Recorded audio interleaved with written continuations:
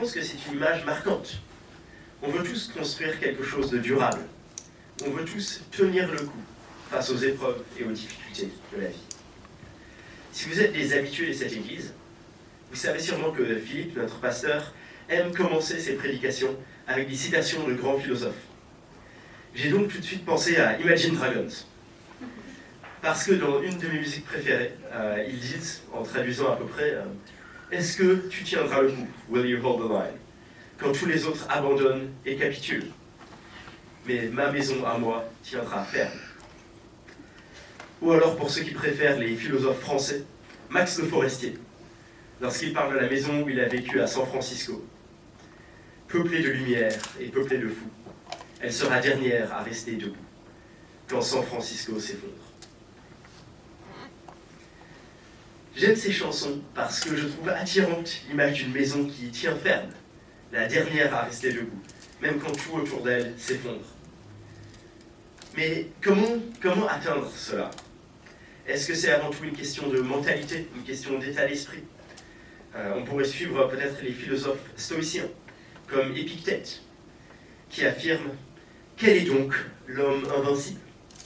C'est celui que rien ne peut troubler, rien de ce qui est indépendant de sa personne. » En changeant de mentalité, on parviendrait à être invincible. Mais à la fin du chapitre 7 de Matthieu, bien avant Max Le Forestier ou Imagine Dragons, Jésus va utiliser cette image parlante d'une maison qui tient ferme et d'une autre maison qui s'effondre.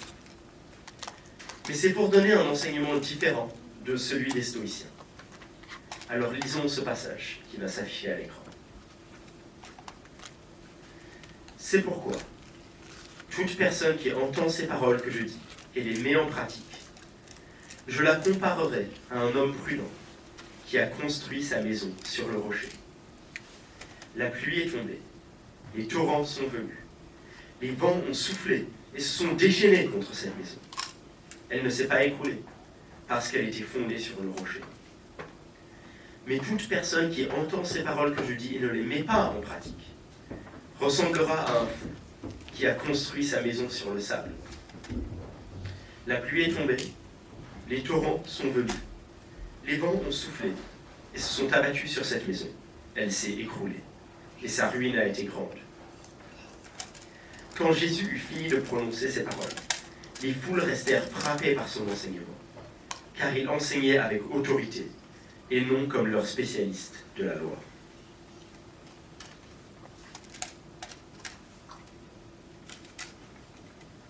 Nous allons parler des deux maisons dans ce passage, des deux types de personnes que décrit Jésus.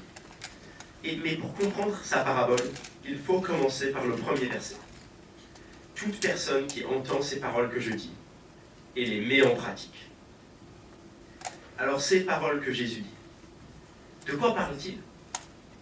Il vient enseigner sur beaucoup de sujets, sur le bonheur, heureux les pauvres en esprit, sur la loi, sur la justice, sur la colère, sur la convoitise et le sexe, le mensonge, l'amour, sur l'hypocrisie, la générosité, la prière, l'anxiété, le jugement.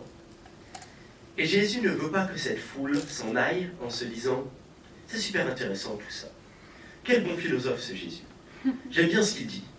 Il propose un style de vie original. Tant mieux pour lui. »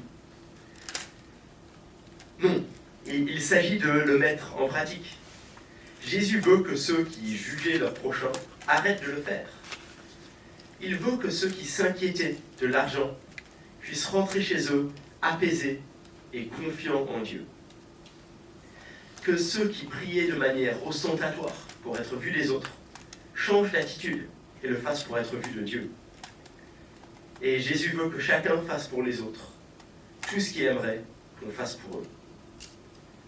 Et que chacun se reconnaisse pauvre en esprit et humble devant Dieu. Alors pour les encourager, il compare celui qui met tout cela en pratique à un homme prudent qui construit sa maison sur le rocher. La pluie, le vent, les torrents peuvent bien venir, mais la maison tiendra ferme. Il y a quelques années, j'étais en vacances avec ma famille. Nous sommes allés à Chicago, là où j'ai quelques cousins, et nous avons pu faire une visite guidée en bateau avec pour thème l'architecture de la ville. Alors ce n'est pas Paris, il n'y a pas de cathédrales qui sont là depuis 800 ans, mais c'était quand même joli, et nous avions tous le même gratte-ciel préféré. C'était celui-ci. Je ne sais pas si vous voyez, mais c'est une tour de 50 étages, dont la base est plus étroite que le reste de la tour, qui fait à peine 11 mètres de large, en bas. Et en la regardant, on dirait qu'elle va s'effondrer à tout moment. Il suffirait d'un petit coup de vent, d'un petit impact sur le haut de la tour, qu'elle ne peut pas du tout être solide. Mais la guide nous a expliqué qu'en fait, au niveau de la base, des immenses poutres en acier se croisaient et s'enfonçaient profondément dans le béton. Qu'en fait, la tour, malgré les apparences, était très solide. Parce que les bâtiments les plus solides ne sont pas forcément ceux qui en ont l'air. Tout dépend de la solidité du fondement. Et quand une personne met en pratique les enseignements de Jésus, elle n'a pas forcément l'air inébranlable. Elle peut être un peu comme cette tour à Chicago. Ce n'est pas l'homme invincible dont parle Épictète. Peut-être que c'est plutôt une maison ordinaire, sur un fondement à toute épreuve. Et l'image me paraît juste lorsque je lis le témoignage de chrétiens persécutés. J'ai lu récemment l'histoire d'un couple de chrétiens afghans d'origine musulmane. C'est d'abord le mari qui est devenu chrétien, et sa femme a tout de suite vu le changement dans son comportement. Il l'a traité avec amour, avec humilité, tout le contraire de ce qu'il faisait avant. Il mettait en pratique les paroles de Jésus. Ça a marqué sa femme et elle a aussi mis sa foi en Jésus-Christ. Alors ils ont été rejetés par leur communauté, poursuivis par les autorités. Et le mari a été torturé par les talibans. Maintenant ils sont réfugiés dans un autre pays. Mais même dans ces circonstances, même en ayant dû tout quitter et tout fuir, la femme affirme « Jésus est tout pour moi ». Ce qui me donne de l'espérance, c'est que j'ai trouvé le Dieu vivant. Et que le Dieu vivant a pris une place dans mon cœur. Dans chaque situation, Dieu est avec moi. Il est ma joie et ma paix. Même face à la tempête, sa vie est construite sur Jésus. Et elle tient le coup. Le fondement est toujours là. Ceci nous laisse quand même avec une question dans notre interprétation de la parabole. Qu'est-ce que la tempête? La pluie, le vent, les torrents qui viennent menacer la maison. Est-ce que Jésus parle des épreuves de la vie, de la souffrance? Alors en partie oui, mais je pense que ce n'est pas le plus important. Parce que dans les livres des prophètes, notamment dans Ézéchiel, la tempête et le torrent sont utilisés comme image du jugement de Dieu, et en particulier du jugement dernier.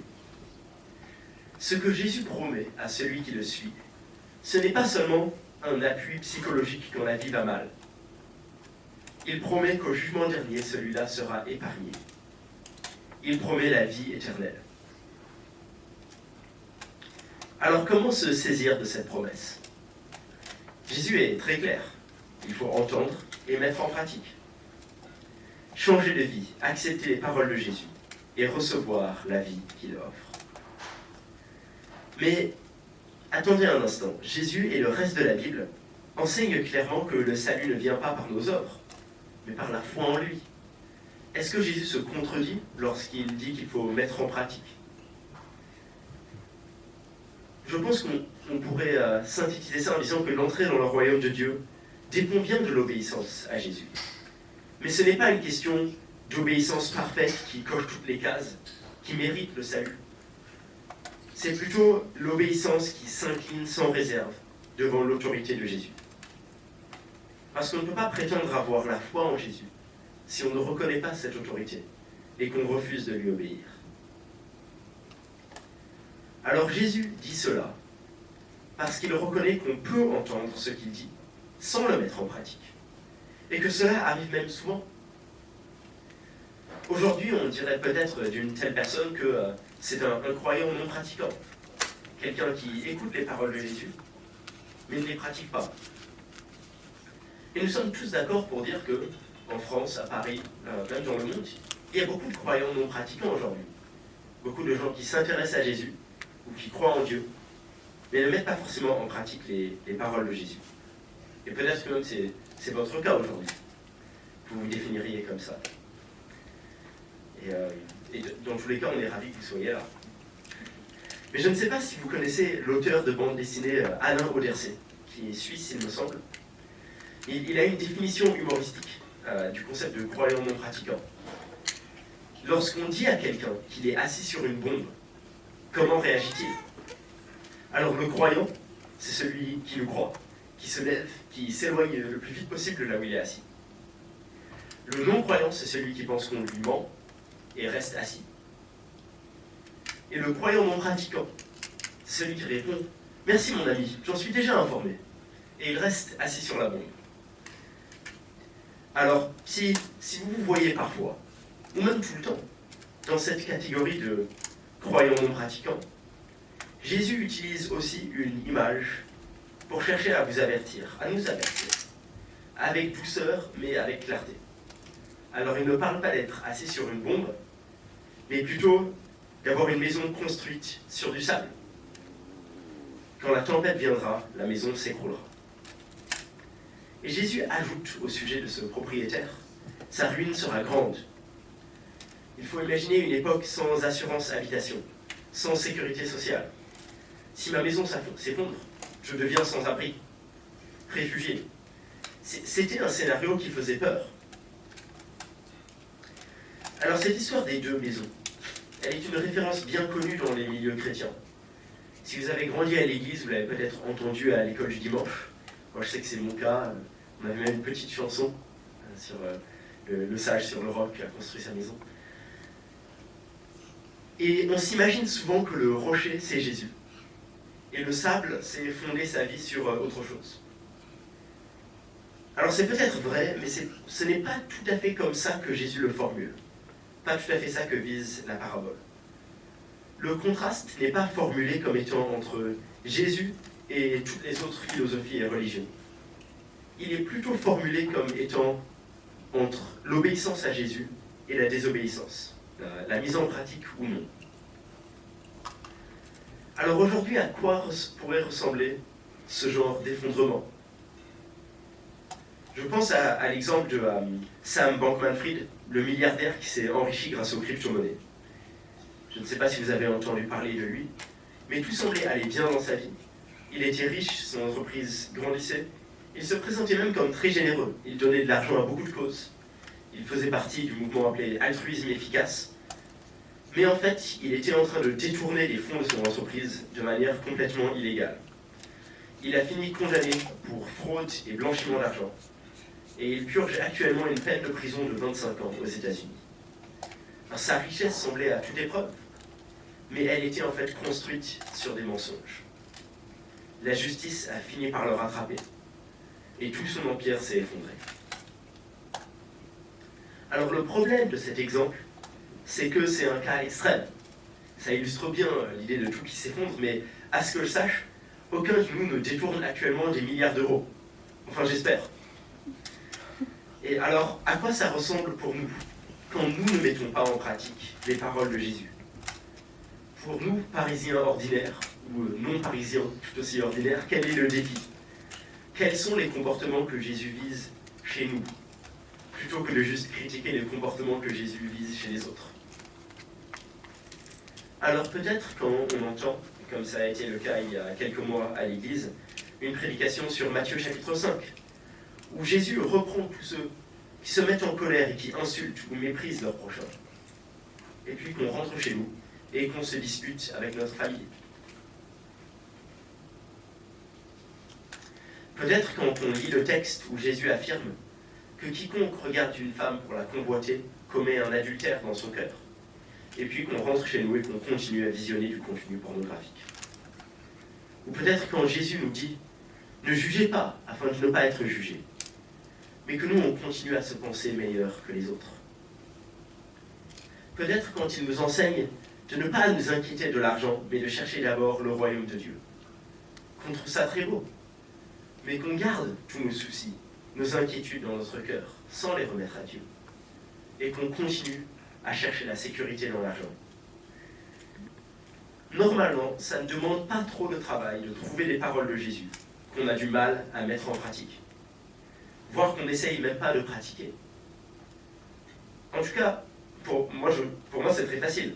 En préparant cette prédication, j'ai été à plusieurs reprises convaincu de péché. Comment puis-je dire à toute cette assemblée de mettre en pratique toutes les paroles de Jésus quand j'échoue moi-même à le faire dans tant de domaines? Suis-je un hypocrite? Sommes-nous tous des hypocrites? J'ai trouvé très rassurant ce que Philippe a dit dimanche dernier à ce sujet. Un hypocrite ne s'inquiète pas normalement autant d'être un hypocrite. Si vous êtes frustré ou inquiet de voir que vous échouez à obéir à Jésus, c'est plutôt un bon signe. Ça veut dire que vous aimeriez lui obéir, que vous voulez le faire. Et au contraire, si nous nous disons chrétiens mais que nous avons accepté de ne pas obéir à tout ce que dit Jésus, si nous sommes contents de là où nous en sommes, attention, nous sommes en train de construire sur du sable. Si nous avions besoin d'une obéissance parfaite pour obtenir le pardon, alors dans ce cas-là, pourquoi Jésus aurait-il dû mourir? Il n'est pas venu appeler des justes, mais des pécheurs. Il a payé pour nos échecs, pour toutes les fois où on ne met pas en pratique ce qu'il dit. Mais il exige qu'on se soumette à son autorité. Et ça peut nous chiffonner un peu. Déjà, le fait que Jésus nous demande une obéissance absolue, c'est beaucoup. Mais en plus, on dirait qu'il cherche à nous faire peur. Il parle de tempête, d'effondrement, des images du jugement. Est-ce que ce n'est pas comme de la manipulation pour que les gens lui obéissent? Je pense qu'on pourrait se poser cette question-là en regardant ce texte, qu'elle est légitime. Mais je dirais que tout est question de vérité. Si je vous dis que votre maison est en feu, que vous allez mourir si vous y restez, alors oui, je cherche peut-être à vous faire peur. Mais si ce que je dis est vrai, alors vous devriez avoir peur. Et en fait, j'ai raison de vous avertir comme ça. Même si ça veut dire vous crier dans les oreilles, vous parlez fort, essayez de vous tirer hors de votre maison, c'est une question de vie ou de mort. Donc si Jésus dit vrai, on ne peut pas l'accuser de manipulation. Et s'il ment, alors effectivement, c'est un manipulateur. Tout est question de l'autorité de Jésus. Et l'autorité, c'est justement le thème qui conclut ce passage. Quand Jésus finit de prononcer ces paroles, les foules restèrent frappées par son enseignement, car il enseignait avec autorité, et non comme leur spécialiste de la loi. Qu'est-ce qui était si frappant dans les discours de Jésus? Matthieu dit que c'était son autorité. Une autorité qui faisait contraste avec les autres enseignants de l'époque, les spécialistes de la loi. Ces spécialistes avaient pour habitude d'enseigner en commentant les textes d'autres rabbins, d'autres enseignants. Ils utilisaient beaucoup de références classiques, d'arguments d'autorité. Mais Jésus n'a pas besoin d'arguments d'autorité. Il ne s'en sert pas. Il est l'autorité. Et ça se voit dans le sermon sur la montagne. Il n'a pas besoin, à chaque fois qu'il parle, de citer d'autres enseignants pour se justifier. Il déclare lui-même les choses, en répétant « Il a été dit, mais moi je vous dis. Il a été dit, mais moi je vous dis. » Ou alors « En vérité, je vous le dis. » La manière d'enseigner de Jésus est parfaitement cohérente avec celle de Dieu incarné. Si Dieu venait sur terre, il n'aurait pas besoin de citer Aristote ou la Constitution française pour justifier son enseignement. Il sait déjà ce qui est bon ou mauvais, juste ou injuste, et il le déclare de sa propre autorité. Le théologien Don Carson présume cela en disant « Jésus est un législateur, pas un commentateur. » C'est quelqu'un qui a l'autorité de décréter lui-même des lois. Alors la question ultime du sermon sur la montagne, c'est la question de l'autorité de celui qui enseigne.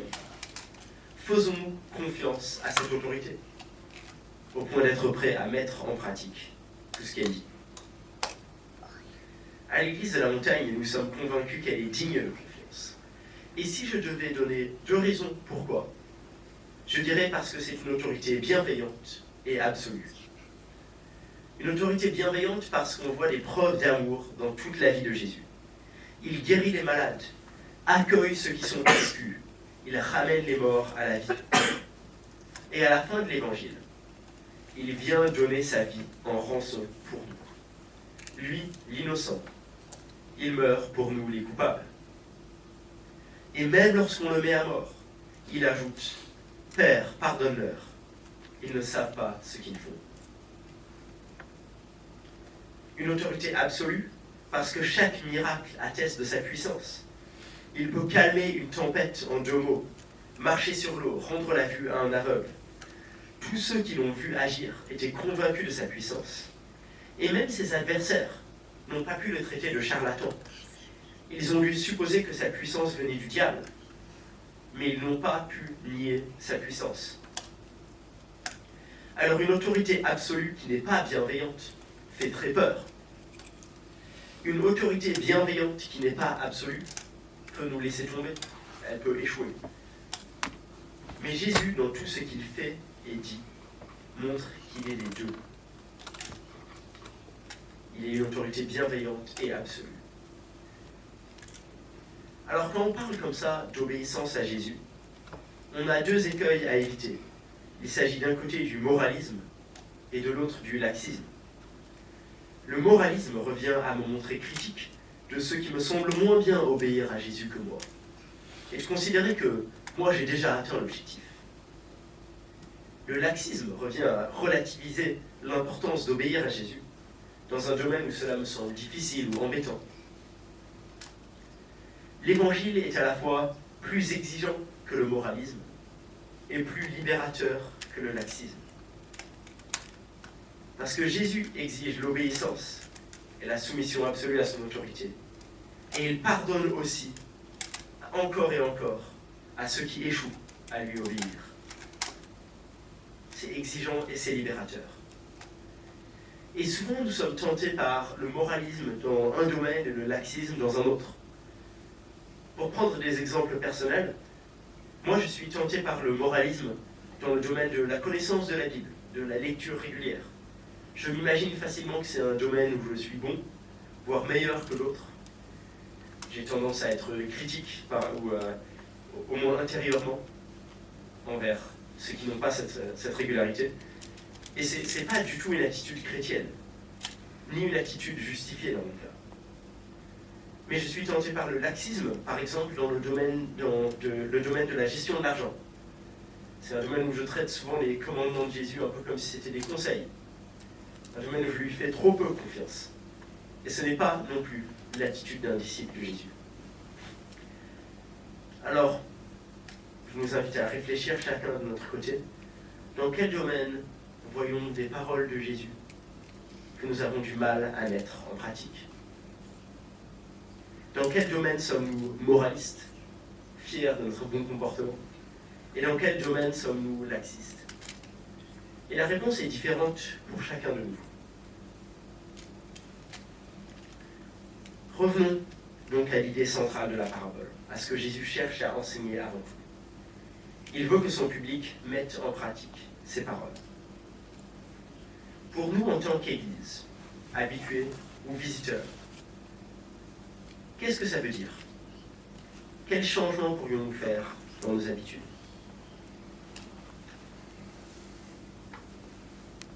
De mon côté, j'ai pris conscience que les prédications que j'entends les dimanches matins ne mènent pas souvent à des changements dans ma vie de tous les jours. Je ne fais pas l'effort de mise en pratique que demande Jésus. Et je veux changer cela. J'aimerais qu'on puisse s'encourager et s'entraider les uns les autres dans cette direction. Qu'on puisse progresser ensemble dans la mise en pratique des paroles de Jésus. Alors, quelles pistes concrètes peuvent nous y aider? Peut-être de prendre le temps d'en discuter après le culte. Dans mes discussions le dimanche midi, je passe trop vite à autre chose. La météo, les études, le sport, Angleterre-Norvège. Et je vais essayer de demander plus souvent, qu'est-ce que tu veux retenir de cette prédication? Qu'est-ce qui t'a marqué? Qu'est-ce qui t'a interrogé? Qu'est-ce que tu veux mettre en pratique? Alors vous êtes prévenus. N'hésitez pas aussi à faire la même chose avec moi, ou les uns avec les autres. Alors pour certains, la prise de notes aide vraiment à se concentrer, à garder en mémoire les pistes, à mettre en pratique. Ceux qui étaient déjà à l'église les dimanches derniers ont vu Manel toujours dans les premiers rangs avec son petit carnet. Peut-être qu'on devrait plus prendre exemple sur elle. Peut-être que moi je devrais plus prendre exemple sur elle. Préparer cette prédication m'a donné envie de m'y remettre. Mais ce n'est pas seulement le dimanche que nous entendons l'enseignement de la Bible. Si vous êtes dans les groupes du mardi ou du mercredi, ou quand vous lisez la Bible par vous-même ou avec d'autres amis, cet appel de Jésus à mettre en pratique ses paroles s'applique aussi. Lors de ces études bibliques, c'est vraiment précieux d'avoir un temps où on réfléchit à l'application du texte, que ce soit seul ou en groupe. Mais pendant l'été, ça peut être plus chaotique. Il n'y a pas de groupe en semaine, on n'est pas toujours sur Paris. On est en vacances, on est avec sa famille. Comment s'accrocher à la mise en pratique des enseignements de Jésus? Alors comme ça peut être différent pour chaque personne, je vous laisse avec cette question, avec cette réflexion. Mais d'abord, je vais prier que Dieu nous y aide, chacun de notre côté. Notre Père Céleste, merci pour les paroles que tu nous as transmises dans la Bible. Aide-nous non seulement à les entendre, mais à les mettre en pratique. Aide-nous à nous soumettre à ton autorité et à celle de ton Fils, Jésus. Et merci pour le pardon que tu nous offres lorsque nous échouons. Aide-nous à être une Église qui pardonne, qui encourage et qui suit Jésus ensemble. Montrons-nous, nous te prions. Amen.